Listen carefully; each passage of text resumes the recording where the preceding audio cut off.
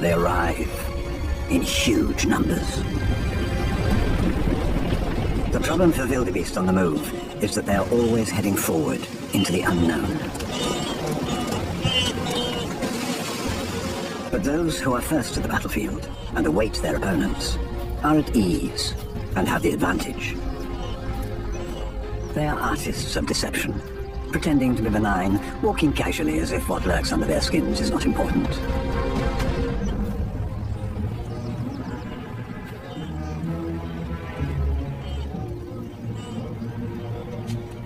And that, more than anything, is the cheetah way. Unleashed at 70 miles an hour, this incredible speed leaves no room for mistakes.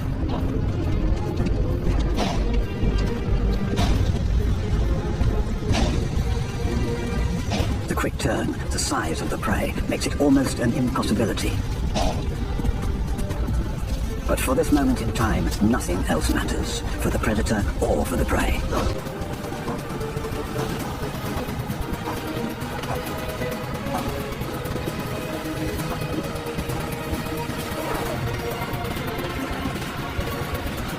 And now the brothers are working in unison, collaborating to win this immense battle.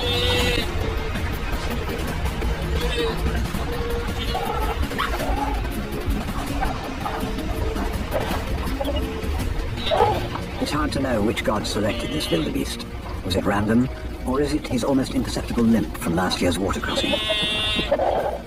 It is a moment in time, and yet it is timeless.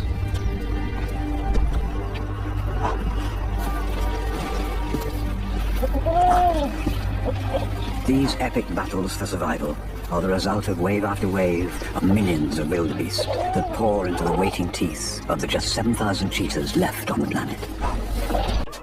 Lions and hyenas share the same habitats and depend on the same prey for food. So, you can be sure that when they cross paths, it's not pleasant. This competition fuels animosity, and they are often hostile to each other for seemingly no reason. In many cases, rangers and tourists have found that male lions just take pleasure in harassing hyenas or killing hyenas. The lions have, in fact, got it down to an art form. They have learned to recognize the feeding calls of hyenas, and they often follow these calls to chase them away from their prey. It should seem like an abundance of prey would lessen the competition, but the opposite appears to be true.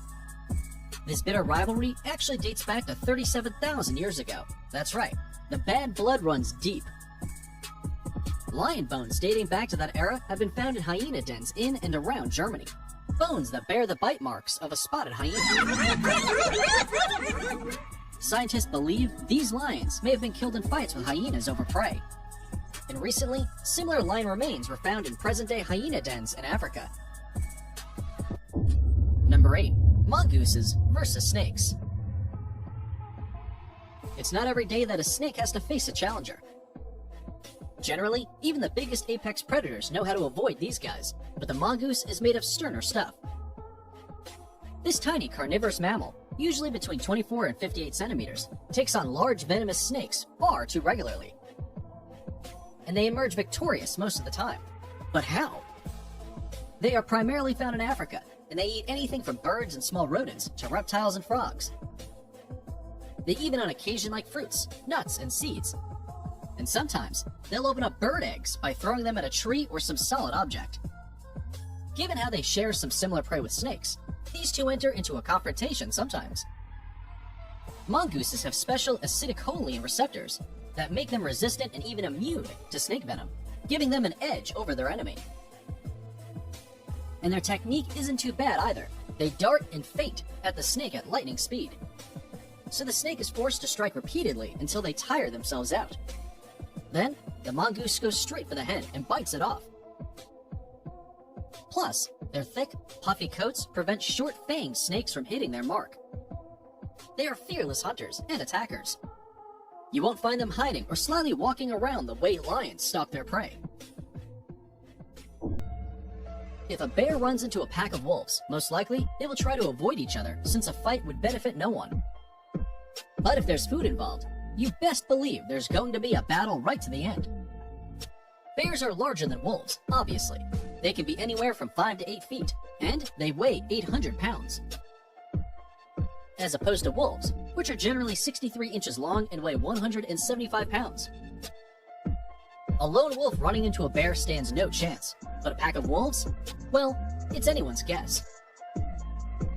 Here, a single bear faces off against 11 wolves. This video was taken in Yellowstone Park, where the wolves were only recently introduced into the ecosystem. The wolves, known as the Junction Butte Wolf Pack, had just brought down an elk and left the kill. When they returned, the group found a grizzly bear eating their dinner. Of course, a standoff ensued with the pack circling the bear. After a strained few minutes, the wolves slink away, unwilling to risk their lives for an elk. In any case, bringing an elk down is no big task for a whole pack. I'm sure they found another one in no time. Walruses fight only to defend themselves against a hungry polar bear. Polar bears are giant beasts weighing 1,600 pounds, and they usually hunt seals, unless food is scarce and it's getting cold. Walruses are a great source of fat, with 18% blubber that gives them a 10-centimeter coating around their body. It's enough to keep the polar bear warm in the harsh cold. That is, if it can manage to catch one. A walrus is not an easy prey to bring down. They range from 7.25 to 11.5 feet and can weigh up to 1.5 tons, which is twice the weight of the polar bear. They also have 2 3-foot-long tusks that can be used as powerful weapons. When these two lock heads, anything could happen. The bear is stronger and a natural apex predator,